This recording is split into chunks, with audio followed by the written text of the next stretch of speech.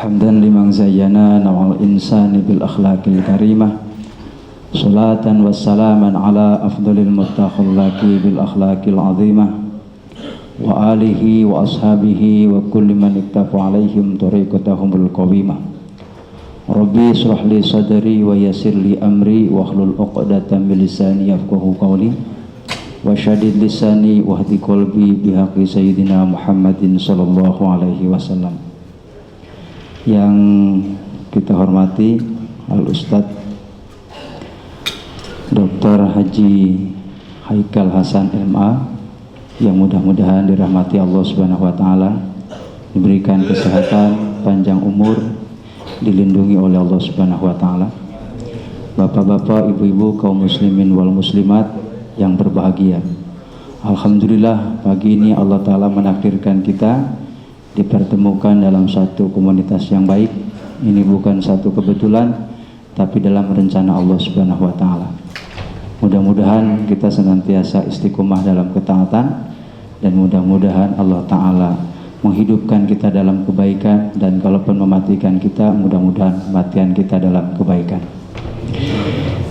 Salawat dan salam senantiasa tercurahkan kepada Nabi Muhammad sallallahu alaihi wasallam, yang mudah-mudahan kita yang hidup di penghujung zaman ini tidak hanya mengakui sebagai umat Nabi Muhammad, tetapi juga kita sudah tercatat dalam buku besar umat Nabi Muhammad yang kelak mendapatkan syafaat dari beliau. Amin Allahumma. Bapak Ibu rahimakumullah, alhamdulillah Ustadz informasi bahwa di masjid ini setiap subuh penuh seperti ini, Ustadz. Harapannya, Ustadz. Ya, jadi saya berharap mudah-mudahan tidak hanya subuh ini, tapi subuh-subuh bisa penuh seperti ini. Alhamdulillah, satu kebanggaan bagi kita Masjid Bani Ismail kedatangan orang yang sangat luar biasa. Saya termasuk pencinta beliau lewat YouTube-nya. Ya, beliau sangat luar biasa. Ya, ketir-ketir enak lah gitu loh. Saya sangat senang dengan ceramahnya beliau. Dan mudah-mudahan Bapak Ibu, pagi ini saya bisa berdampingan sholat dengan beliau dan nanti akan mendengarkan tausiahnya secara langsung.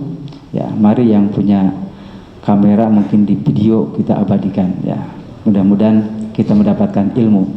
Insya Allah untuk kajian subuh ini sesuai dengan agenda sampai jam 6. Nanti setelah selesai dilanjutkan nanti sarapan. Karena mohon maaf persediaan panitia terbatas. Nanti kalau kurang nanti cari soto masing-masing ya di luar, mohon dimaklum. Kalau kurang berarti tanda sukses panitia. Tidak berpanjang-panjang Bapak Ibu, penuh dengan hormat dan ta'zim saya kepada Al-Mukarram Ustadz Haikal Hasan, waktu sepenuhnya kami persilakan, dan mungkin nanti ada sesi tanya jawab. Demikian, tafadhol Ustadz. Assalamualaikum warahmatullahi wabarakatuh.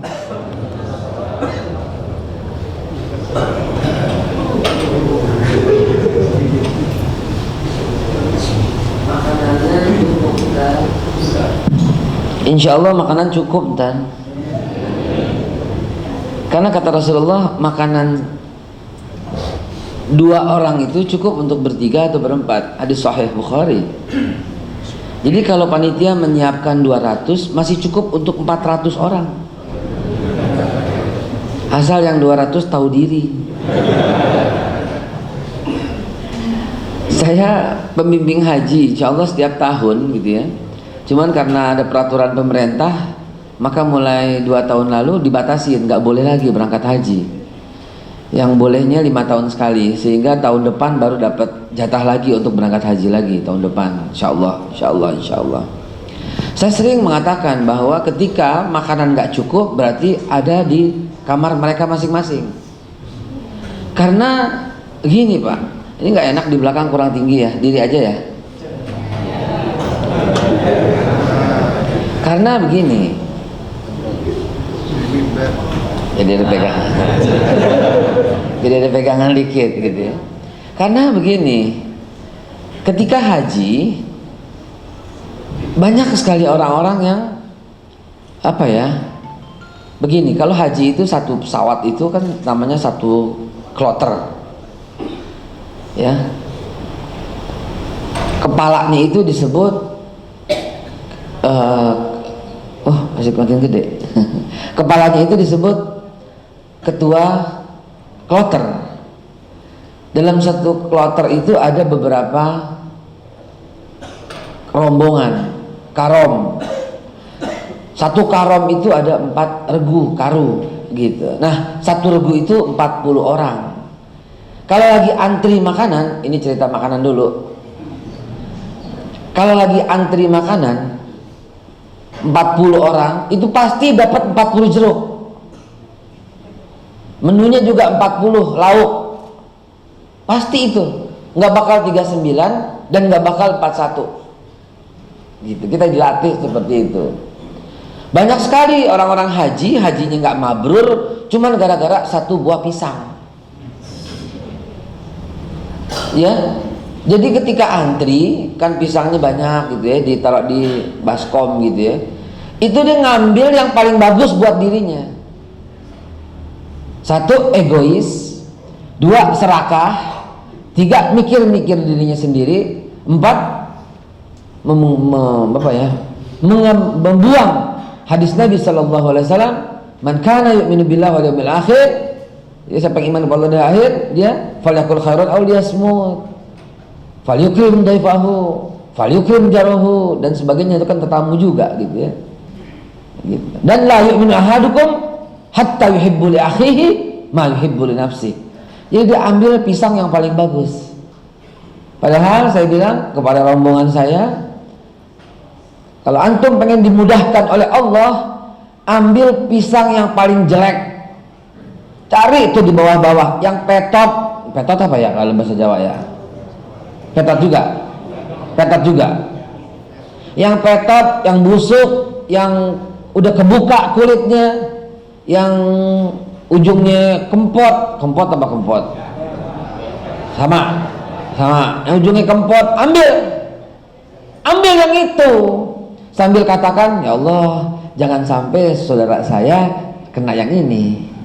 Jangan sampai tetamumu ya Allah kena yang ini, biar saya. Gitu. Ini masya Allah, ini ta'lim muta'alim ngajinya ini, ya, ilmu dibalik ilmu ini ngaji. Jadi begitu, itu yang namanya haji mabrur. Nah nanti kalau ada pembagian makanan, kasih temen lu dulu. Ini yang namanya berkah. Ini yang namanya mementingkan saudaramu, mementingkan orang lain. Jadi begitu dapat, lihat temannya udah ada yang belum, kamu belum ya? Kamu duluan deh gitu. Jangan sampai asik gue dapat yang lain masa bodoh. Ini nggak bisa berkah. Umar bin Khattab menangis sejadi-jadinya ketika pasca perang Uhud. Dia mendapati sahabatnya itu, saya lupa namanya, 3 orang berturut-turut, yang mana yang lebih dulu saya lupa. Loh, ini orang udah kehausan, luka di sekujur tubuhnya, mau wafat ini, mau syahid ini. Lalu ketika diangkat mau dikasih minum, dia bilang dia nggak mau, ditutup mulutnya. Itu sebelahnya dia tuh lebih parah karena lukanya dia cuma putus tangannya doang 1, segitu parah. Yang sebelahnya udah dua-duanya putus. Coba begitu istilahnya gitu ya. Kasih dia duluan. Maka Umar datang lagi kepada sahabatnya itu, waduh lebih parah lagi. Baru mau dikasih lagi, jangan, dirapetin lagi itu. Sebelahnya lebih parah, lukanya lebih banyak. Baru mau dikasih lagi, karena dia paling parah, baru dia buka mulutnya, meninggal, syahid. Saking parahnya itu. Maka Umar kembali kepada yang kedua, baru mau buka mulutnya, wafat lagi. Kembali kepada yang pertama, baru mau udah wafat lebih dulu. Ketika mau wafat aja masih mikirin saudaranya. Andai kata orang-orang yang duduk di DPR seperti ini, makmurnya kayak apa negara kita? Begitu mau pemilihan, jangan kamu aja.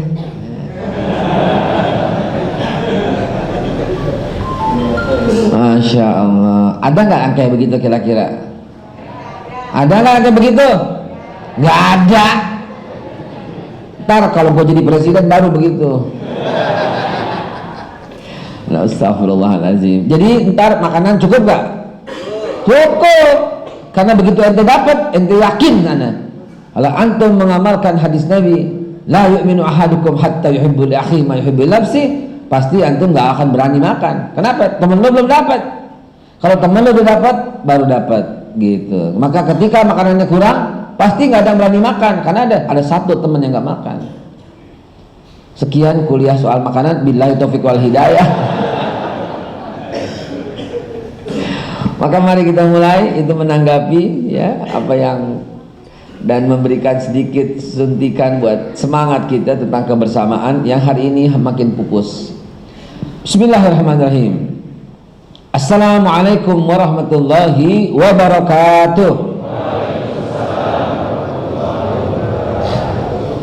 Innal hamdalillah wa syukurillah ala ni'matillah. Wassalatu wassalamu ala Rasulillah Sayyidina Muhammad ibn Abdullah wa ala alihi wa sahbihi wa mawalah. Asyhadu an la ilaha illallah wahdahu la syarika lah wa asyhadu anna Muhammadan abduhu wa rasuluhu la nabiyya ba'dah. Summa usikum wa nafsi bitaqwallah faqad faza man ittaqa wa khaba man tagha. Wa qala Allah ta'ala fil Qur'anil Karim, ya ayyuhallazina amanu taqullaha wal tanzur nafsum ma qaddamat li ghad wattaqullah innallaha khabirun bima ta'malun. Sadaqallahul azim wa sadaqa rasuluh nabiyil karim wa nahnu ala dhalika minasyahidin walhamdulillahi rabbil alamin. Ma'asyiral muslimin wa jumratal mu'minin wal mu'minat rahimakumullah. Hari ini kita ucapkan jazakumullah khairan katsira kepada para DKM, kepada para pengurus, kepada para takmir masjid yang alhamdulillah membuat acara ini terselenggara dengan baik dan juga membuat saya mendapat izin. Ya, apalagi karena di Jakarta, terutama di kantor BUMN pemerintah udah nggak bisa lagi dicoret-coretin terus nama saya. Beneran, hari Kamis kemarin tuh ada jadwal halal bihalal bersama salah satu perbankan terbesar di Indonesia. Datang itu WA-nya, pengurusnya sambil pakai tanda air mata 3. Ustadz besok tidak boleh datang, gitu. Saya bilang, nah ini baru confirm karena dari kemarin kayaknya nggak mungkin saya bisa datang gitu, pasti nggak boleh. Dan ternyata ketika kamu bilang begini, saya nggak heran, saya bilang gitu. Kenapa? Karena Ustadz yang menggerakkan 212 gitu. WA-nya ada itu. Gitu, Masya Allah. Sebelumnya lagi di BUMN, salah satu BUMN terbesar di Indonesia, udah ada jadwalnya lengkap 1 bulan yang lalu, semuanya udah dia susun dengan baik. Pas harinya, Ustadz, ntar siang Ustadz nggak boleh datang. Kenapa? Boleh nggak ada suratnya? Siapa yang bikin suratnya? Ini Ustadz. Dikasih suratnya kepada saya itu. Ya. Kenapa? Karena Ustadz tidak mendukung pemerintah Jokowi. Aneh-aneh aja kan negara kita kan ya. Ya Allah ya Rabb. Tapi begitulah. Saya malah makin gembira. Kenapa? Karena Imam Syafi'i rahimallahu taala pernah berpesan bahwa ketika akhir zaman, ketika kita bingung mencari mana ulama, mana bukan, cari yang difitnah. Itu kata Imam Syafi'i. Cari yang dicekal, cari yang diuber-uber, cari yang diawasin intel. Itu dia. Cari dan ngajinya sama dia gitu loh.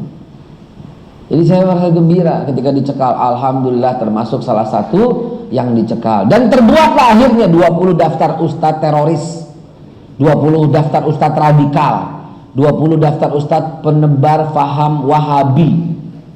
Dan saya nomor 12. Tapi saya protes. Mestinya nomor 2. Allahu Akbar walillahilhamd. Baik. Kirain datang pelan-pelan mau ngasih air, nggak tahunya di sini. Masya Allah. Kirain mau ngasih air, Pak. Katanya bukan, cuma ngobrol ya. Jadi jamaah sekalian yang dimuliakan Allah, terima kasih berikutnya kepada para teras dakwah yang berupaya sekuat tenaga dan berupaya sampai sebegini, dan dia pun berusaha terus sampai sebentar lagi dipanggil sama kepolisian.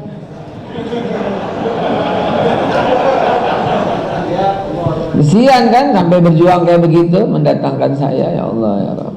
Ya itulah risiko antum ya. Ketika saya ditanya salah sendiri ngapa ngundang gua gitu ya. Ya, dan kepada terakhir kepada pengurus masjid yang Allah Subhanahu wa taala titipkan masjid ini kepada antum sekalian. Tidak ada profesi yang lebih mulia kecuali profesi yang Allah tulis dalam Al-Qur'an. Hanya dua. Pertama pengurus masjid, yang kedua amil. Dan dua profesi ini syaratnya adalah walam yakhsha illallah. Maka kalau ada takut selain Allah, mohon berhenti. Mohon berhenti, keluar dari masjid, dan mohon maaf, saya nggak jadi pengurus masjid lagi. Tolong bilang begitu.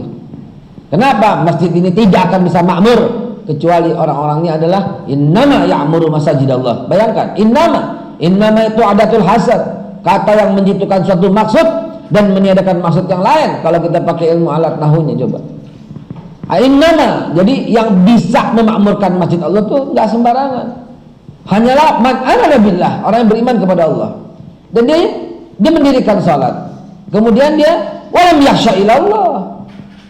Itu zakat ya juga ya, innama ya'muru masajidallah man amana billahi wal yawmil akhir ya, wa aqamas shalah wa zakat walam yakhsha ilallah. Begitu ayatnya. Ulaika apa belakangnya, minal muhtadin, yang bakal bisa mendapat petunjuk, itu mereka itulah ya. Jadi alhamdulillah. Kemudian topik kita hari ini adalah sangat menarik, yaitu meluruskan sejarah yang tersembunyi. Nah, ini topik saya bawakan banyak masjid di Jakarta dengan berseri. Pertemuan pertama di mana kapan itu saya bawakan penipuan sejarahnya sejak Sarah diambil istri oleh Ibrahim. Sejak Hajar diambil istri oleh Ibrahim telah terjadi penipuan sejarah. Sampai hari ini kita masih menyangka Hajar seorang budak, padahal saya bersumpah demi Allah dengan sekuat-kuatnya keyakinan seperti itu, bukan budak, saudaraku. Bukan budak. Siapa Hajar? Tanya siapa bapaknya. Coba. Maka orientalis, para sejarawan yang tahu bahwa Hajar itu adalah bintinya adalah anak daripada Raja Heksos. Dan Heksos itu adalah raja yang sah, yang kemudian dikudeta oleh Amr bin Amru. Bahkan Ibnu Katsir dalam kitabnya Qasasul Anbiya menceritakan hal yang sama. Gitu. Sementara saya mendapatnya ketika di Israel, di Yerusalem, di Hebrew University.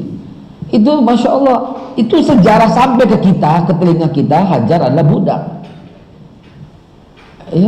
Padahal dia seorang anak Raja Heksos yang adil dan bijak gitu loh, yang dibunuh oleh Amr bin Amru, dan kemudian permaisurinya diambil oleh Amr bin Amru. Dan Amr bin Amru inilah yang berjumpa dengan Ibrahim alaihissalam ketika Ibrahim sedang membawa Sarah keluar dari kota Hebron tadinya menuju Aqabah, yaitu Mesir. Ternyata berjumpa dengan Amr bin Amru, dan Amr bin Amru menawan Ibrahim dan Sarah. Dan kemudian ditanya ini siapa, karena kecantikannya, maka ingin menikahi Sarah, ingin mengambil Sarah, dan Ibrahim di situ berdusta. Ini hadis Bukhari kan yang bercerita ini kan, bahwa ini adalah saudaraku, adikku. Maka diambillah Sarah, dan kemudian Ibrahim dinikah oleh tawanan. Siapa tawanan yang dinikah? Itulah anak-anak Raja Heksos, yang salah satunya bernama Hajar, dan itulah yang dinikah oleh Ibrahim. Seolah-olah budak, padahal tidak, tapi tawanan yang benar, tawanan yang sah. Justru Amr bin Amru raja yang tidak sah.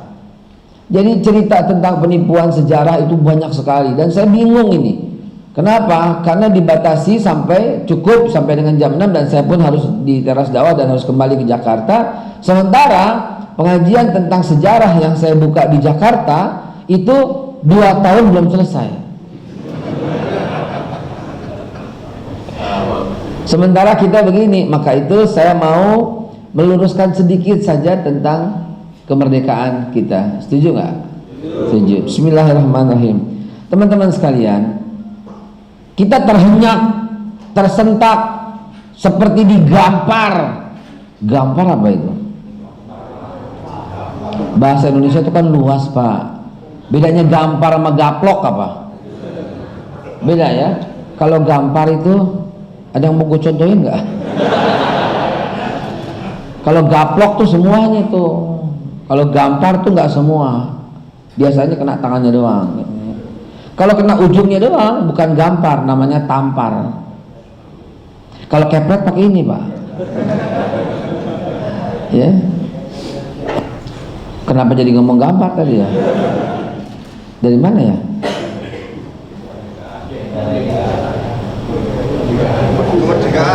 Kemerdekaan. Kok gampar tahu-tahu? Hah? Ah ya. Seolah-olah digampar, dipukul ketika Bapak Tito berkata NU dan Muhammadiyah yang berjasa, yang lain gitu. Tapi alhamdulillah diklarifikasi karena ada yang motong segitu doang gitu loh, ya. Dan ternyata itu membuat semua tersentak, termasuk saya. Saya bilang, apa yang terjadi nih? Tersentak dengan kabar hoaks seperti itu. Disebut hoaks karena nggak lengkap, ya. Walaupun benar, kalau cuma separuh juga hoaks juga, ya. Ketika lengkap, baru kita menyadari bahwa itu bagian daripada cerita yang utuh begitu, ya. Dan kita termasuk salah satu yang tersentak, yang terhentak. Kita bilang, tahun berapa Muhammadiyah? 1912. Tahun berapa NU? 1926. Tahun berapa Irsyad Al-Islamiyah? Tahun berapa Matlaul Anwar? Tahun berapa Jamiatul Khair? Tahun berapa pergerakan itu semua coba? Baru kita bilang, oh tidak bisa, ini mesti diluruskan gitu. Akhirnya sampai masuknya ke Indonesia pun akhirnya terbongkar. Islam ke Indonesia bukan pada ganggu jarak dari India. Ini sengaja diputarbalikan agar terasa kesan bahwa Islam agama yang terakhir masuk ke sini. Begitu. Sehingga pengertian terhadap Islam Nusantara jadi ngawur gitu loh. Kalau kita bongkar sejarah dengan sebenar-benarnya, Masya Allah, siapa yang membawa Islam pertama kali ke Indonesia ini? Kalau bukan bangsa Arab. Terus kenapa sekarang ngatainnya Islam Arab, Islam abal-abal? Pertama melanggar hadis Nabi Sallallahu Alaihi Wasallam. Apalagi kalau melanggar Al-Quran nggak usah disebut deh. Banyak sekali yang mengharamkan, ya, mengangkat diri dan merendahkan yang lain, menghina diri, menghina saudara sendiri dan menghina yang lain. Berapa banyak itu? Semoga yang bersangkutan siapapun yang pernah bicara begitu dan mengamini dan mengakui dan membenarkan, semoga Allah kembalikan hatinya dan bertaubat kepada Allah Subhanahu wa taala. Hadis Nabi itu haram, Pak. Mengatakan itu haram, Pak. Wala tabaghadu wala tahasadu wala tadabaru wa kunu ibadallahi ikhwana. Haram itu. Enggak boleh maki-maki saudaramu sendiri dan enggak boleh mengangkat diri ini kita yang paling baik. Inna lillahi wa inna ilaihi rajiun. Itu laknahi dalam Al-Qur'an, wala tazukku anfusakum wallahu a'lamu biman ittaqa. Itu laknahi itu haram. Haram. Jangan pernah merasa dirimu benar, suci, jangan, kata Allah. Wallahu a'lamu biman ittaqa. Allah yang paling tahu siapa yang paling bertakwa, itu Allah yang paling tahu. Surat Yusuf ayat 2 aja udah membuktikan, inna anzalnahu qur'anan arabiyyan la'allakum ta'qilun. Gitu, udah membuktikan, menggugurkan semua maki-maki itu. Jadi heran kita, orang yang udah paham, alim masih begitu, heran. Kenapa? Ternyata ujung-ujungnya nggak paham sejarah. Kalau paham sejarah nggak bakal begitu. Keluarga Ibn Mas'ud yang tiba di Aceh dan kemudian wafat di Sibolga dan kuburannya ada di Barus, mereka lah yang pertama kali menyebarkan Islam untuk Indonesia tercinta. Dulu belum ada Indonesia, mereka menebarkan Islam untuk apa? Sebuah negeri yang populer di kalangan sahabat Nabi dan tabi'in. Nama negeri itu Fauqal Ma. Negerinya itu di atas air. Di atas air itu di antara air. Dan itulah Nusa Antara, itulah Nusantara. Kalau mereka memuliakan Nusantara, kenapa kita menghinakan mereka? Itu masalahnya. Periode kedua Islam masuk ke Indonesia masih dari bangsa Arab, Pak. Siapa mereka? Keluarga daripada Muawiyah yang diutus oleh Utsman bin Affan tahun 646. Masya Allah. Kopi, teh, air putih, Masya Allah. Tinggal lontong dah. Bubur ayam kayak tupat. Ya, bapian, lumpia basah atau kering boleh, ya. Jadi kemudian tadi 625 terus 646 keluarga Muawiyah yang berhasil mengislamkan ratu di Jawa. Waktu itu namanya Ratu Sima dan anaknya Jaisima. Ini ada dalam buku catatan Cheng Ho. Ya. Ini ada dalam buku Islamnya Sejarah Islam Nusantara yang dikarang oleh almarhum Buya Hamka, tapi nggak terbit di Indonesia. Wallahu alam, saya nggak tahu, tapi saya belinya di Singapura. Islam masuk ke Indonesia itu kayak apa tuh dikupas oleh Buya Hamka dengan detail. Heran kan, kenapa nggak masuk di buku sejarah? Kenapa buku sejarah kita lebih menghargai teorinya Senokur Keronyo daripada teorinya Buya Hamka? Catat ini saudara, rekam baik-baik, tanyakan kepada pemerintah, kenapa lebih mau sejarah versi Senokur Keronyo, Belanda Biang Kerok daripada sejarah Islam versi Buya Hamka yang diakui sedunia? Dunia memang sudah terbalik, materi ntar itu, dunia terbalik, ya. Buya Hamka yang seantero dunia kok nggak diakui? Yang diakui Islam masuk ke Indonesia, yang diajarkan pedagang Gujarat dari India. Siapa manusia biadab yang menutup sejarah ini dan kemudian menebarluaskan kepada anak-anak kita bahwa Islam masuk ke Indonesia melalui pedagang Gujarat? Siapa? Biang keroknya ini siapa? Gak enak sebutnya di muka umum, tapi pada waktu itu orang ini juga gitu loh yang melarang jilbab di sekolah pada waktu tahun 70-an 80-an. Ya, itulah. Tapi udah meninggal orangnya. Udah meninggal, udah mati. Mati. Udah mati. Ya. Baik, jadi itulah yang kita. Periode ketiga Islam masuk ke Indonesia melalui siapa? Khalifah Umar bin Abdul Aziz. Tahun 711.